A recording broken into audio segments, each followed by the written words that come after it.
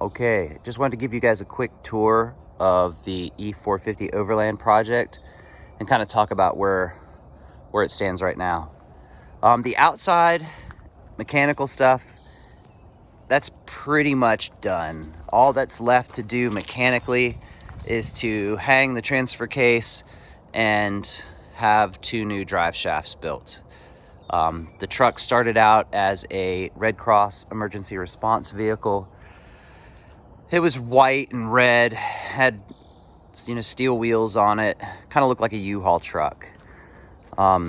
It was sitting at the auction. It was not running, but it's got the 7.3 diesel, which is a million-mile motor, and it only has 32,000 miles. So I took the chance and bought it. Ended up just needing batteries, and it cranked right up. But anyhow, back to the outside. Took it to a shop called Auto Glow and had it painted Ford Leadfoot gray. Bought the U-joint, complete U-joint off-road 4x4 conversion kit. It's got Fox shocks, it's got Atlas springs. All of this has been redone. I've got a Dana 60 front axle that's all been completely rebuilt with new hubs, new brakes, everything underneath is new. Method wheels in the front with 35-inch BF Goodrich KM3 mud terrain tires. Had the factory dualies powder coated black, and then also 35-inch mud terrain tires. Had all the aluminum trim pieces also powder coated black.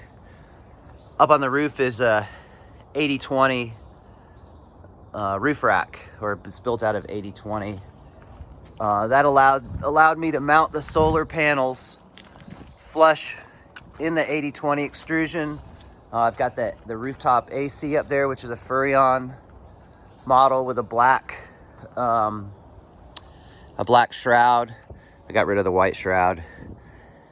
And then this whole area from the back to where the solar panels stop, that whole area will be an observation deck. And on the other side of the truck, you can see I've installed a ladder, which is still a little hard to get up, but it's doable.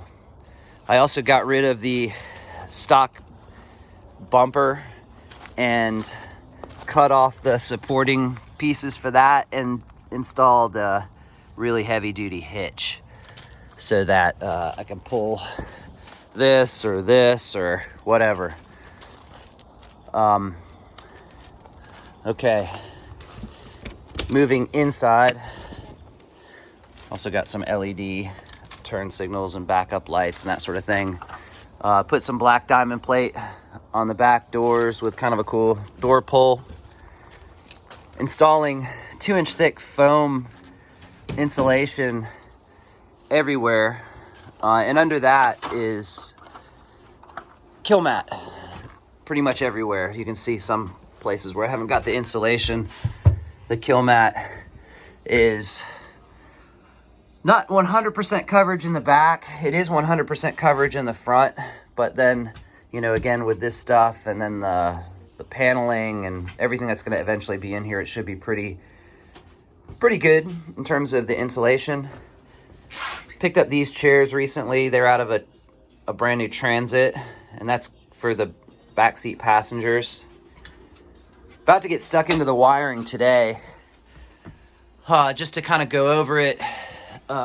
There's two 150 watt solar panels on the roof, and they go to this Victron MPPT solar charge controller. This is a Victron Multi-Plus inverter charger. It's going to take shore power and use it to charge both sets of batteries, the chassis batteries and the house batteries.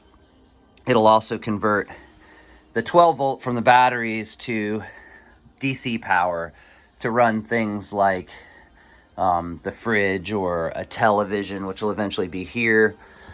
Just anything with an electrical, with a need for electricity. Then I'm using 2 VO switch setups. One for things that will be tied to the starting battery. One that will be things for things tied to the house batteries. And they each have these switch panels. So, you know, if you want to turn on the lights, and there'll be pocket lights in the roof, you know, for instance, and you know, it'll be one of those buttons. Back to the wiring, the shore power is going to come into the box, and it'll go to this main breaker here, then into the inverter charger, and then from here it'll go to the main breaker, which will go to the AC and everything else. There's a lot of wiring to do, as you can see. This whole thing will be enclosed in a cabinet. It'll kind of come to here-ish, and then there's going to be a 36 by 36 area for the wet bath. I've got a Thetford C220CS toilet coming. There'll be a shower pan, there'll be a shower in here, and then in this area there'll be a couch that folds flat into the wall, so this whole area can be used for your motorcycle or whatever toys you want to bring. Then it'll fold down into a couch so you can hang out while you're camping, and then finally it'll fold out into a bed, so it'll be someplace to sleep. This area over here, which is just a mess, that's going to be the kitchen area. It'll have, I've got a Norcold 3-way fridge, stovetop, sink, that sort of stuff. And then again, TV will be here. It should be pretty nice when it's all together. I'm going to retain the chassis heat and air conditioning unit, which came with the truck and is tied into the motor, so that when we're driving down the road, I don't have to run the Furrion AC. Up front, again, 100% kill mat coverage. Got the shifter for the transfer case installed. The audio is pretty amazing. I've got this 10-inch E-on head unit, which just does a ton of stuff. Does everything a tablet would do, but also does great audio. So I've got old school ADS PQ10 amp running Hertz speakers. I've got a powered subwoofer. The whole thing sounds absolutely amazing. And then it does GPS. It does engine mod. You know, I've got a gauge set up where I can monitor engine. I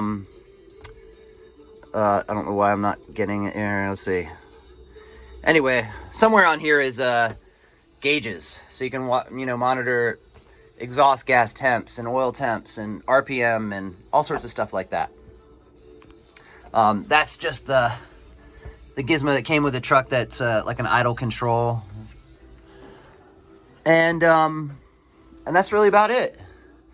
I've got a lot left to do. I'd say maybe I'm a third of the way done with this project.